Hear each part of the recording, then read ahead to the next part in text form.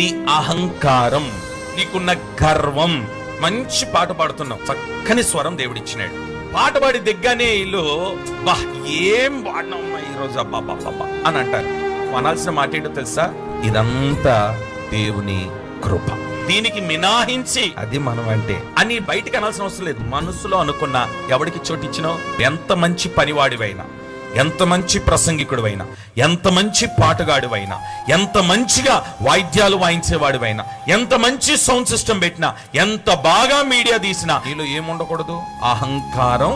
ఒకవేళ దేవునికి మంచి అందం ఇచ్చినాడా, అందాన్ని బట్టి దేవుని స్తుతించు, దేవుని ఘనపరచు. నీ టాలెంట్ ను బట్టి గర్వించొద్దు, ప్రసంగాన్ని బట్టి గర్వించొద్దు, నువ్వు చేస్తున్న ఉద్యోగాన్ని బట్టి గర్వించొద్దు, నువ్వు కట్టిన ఇల్లును బట్టి గర్వించొద్దు, నువ్వు తిరిగే కారును బట్టి గర్వించొద్దు.